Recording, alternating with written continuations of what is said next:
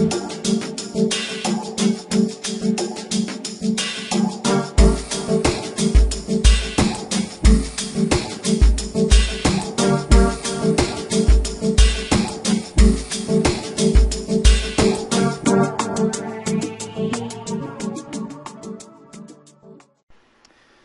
night, everyone. Today is Thursday, November the 10th, around 11 p.m. New York time. Guys, we're going to start the technical video day from Thursday.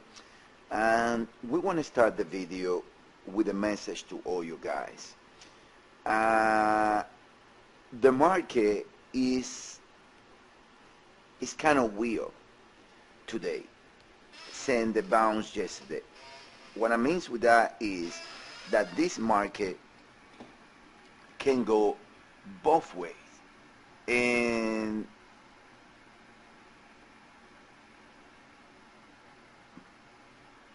then what I mean with that is that you can make the case for both sides of the market. It's very, and I remember since we're doing the surveys, I don't remember many times when we can have that many alternative counts in the service. And I tell you the truth, and I know a guy that used to run many alternative counts because I use a lot of market correlation, and then I can correlate the market one side or the other. But it's very amazing for the last 10 days how this market can go both ways. Now, as you guys see right there on the screen, we're gonna start the video explaining oil, and you guys gonna ask why oil.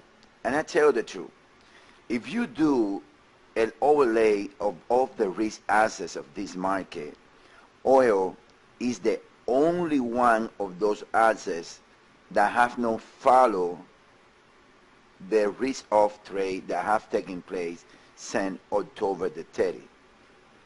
That made the case for two scenarios. Either oil is gonna own his own way, or oil is gonna make a huge move which is gonna drive down the rest of the risk assets indices or pairs around the world. Now, you guys remember in oil when we were around here that we were calling this move to 95 to 100. Guess what, guys? We are right there. Now, as a service, I have to mention, you guys, the idea that oil can do this and goes to the hour forecast, which is oil around $30 a barrel. If that's the case, guess what? The dollar is gonna get into the huge move that everyone is expecting. All right? So we have to mention that to you guys and present this scenario, because it's there. If I don't mention to you guys and happen, I'm gonna feel bad about it. Now, let's take a look at oil in a 4-hour chart. Technically, the move from the lows right there. Look, this pair is showing this. It's showing a three-way structure. It's showing a huge divergency on the RSI. Is showing a lacking of momentum right here, and this pair needs to drop. The other day we were presenting in a scenario that was supporting the higher risk on, but that scenario is gone because this is not a flat anymore. So we gotta be aware of that. The real move in the dollar can start from current levels. Now, it's nothing like it's writing in a stone. It's something that it can be there. Now, keep that in mind, guys. Let's move on to the S&P. and we're going to see the S&P when, if I ask somebody without bias, they're going to go with the conclusion that this is a bearish structure. And why? Because you can label one questionable imports by looks like imports compares to this. Another one that looks like imports compares to this. So this can be a nest to the downside, or this cannot be, like in the euro case, if this is a three-way, this can be A, B, C. But that's what we wrote today on the overview. At least another leg of US dollar strength is going to take place. But that leg can be a huge set-off. Leave it there. Think about it against the small move so the big move can take you by surprise. That's how you need to approach it. Thinking about the small move when the big move can take you by surprise. That's about the US dollar index. So minimum, the S&P. The S&P minimum is going to trade to around 1194 area before, if it's going to become bullish, needs to be from that area, around 1200. But at least that set off onto 1200 can be in place.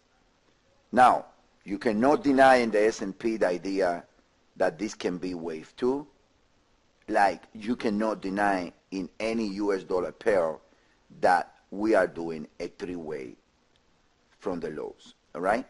That's for the S&P. Now, the dollar index is the same arm, guys. Same arm. 1 second.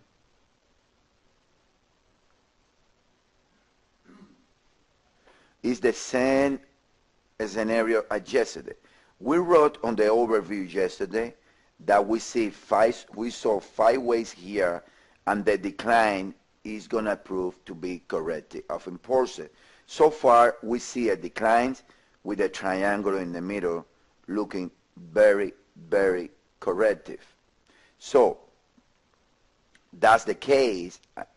The dollar index should have at least either the real move, and like the dollar, if this is like the euro, if this is a three-way move, we have W, S, A, B, Z. So 79 is, in my opinion, is going to be tradable either way. So keep that in mind, that 79 is going to be tradable either way in the dollar, all right? Now, in the 1 hour, look, it looks like it did the triangle. It looks like it did the triangle, so this scenario is gone. It looks like a triangle, or like here when you have A, B, C, D, and then trusted to around this area, which is around 77.32, 77.12, and going higher. Triangles cannot be wave 2, meaning that whatever it is right here, is corrected. So meaning that this high is going to be taken.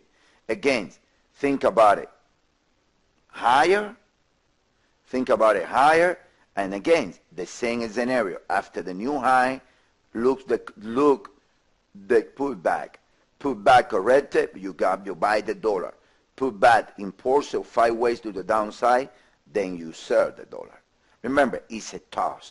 The market is a toss. All right? Now, let's move on to the individual pairs for a second. Now, in the individual pairs, we're going to start with the euro. And it's like going back to the same conversation about the whole market. It's a toss, guys. I mean, this is the euro on the 60-minute chart. You can call this as a nest to the downside. 1, 2, 1, 2, and nesting lower. That's the most bearish scenario, when right now we're going to enter into wave 3 of 3 to the downside. Now, you got to look at it like this. All you got is either 1, 2, 3 ways to the downside, most likely. This idea of this being wave 4 is too big to me, in other words. And then, if you're going to look at it as a bearish, is 1, 2, 3. If you're going to look as an ABZ, I would rather go this route. Let me show you the tendency on the euro. When from the top, you have A, B, and then 1, 2, 3, 4, and a 5 to the downside. I would go that route if I'm going to go with an ABC. Either way, we go back to the same equation. Either way, we believe that we have 5 ways, that we have another low coming down, no matter which scenario it is. Now, if you take a look at the other side, you guys can see this, like we present on the seminar today. Huge divergence. This is bullish. Now, with a huge momentum to the downside, this divergence is going to go on. So, technically speaking, guys, and I'm going to be honest to you, everyone needs to take the short right here to see what happened to the downside. I don't see the structure to be completed. I believe technically that there is another low. The triangle here, if you take a look at the small time frames on the euro, this triangle, it helps to clarify a lot of things. First, the first move is a 3-way move most likely, and then you have another 3-way move here in what it looks to be a triangle. You have W and then A, B, C, D, E. When this is 75, this is 74. It's a valid triangle here. It's a valid triangle, A, B, C, D, E. And remember, wave 2 cannot be a triangle. So this is corrective. All right? That's for the euro. Now, let's move on to another pair that we've been mentioning a lot with you guys. Is cable. Cable, guys, can be calling and can be laboring in 2 ways. First way in cable is as a double zigzag. A, B, C, W, A, B, C, S, A, B, and C coming down in an S. Let me mention that B can be a triangle here, and you have to be aware of it. Now, also you can call cable 1 and in regular 2, 1, 2, and make the case for the bearish case.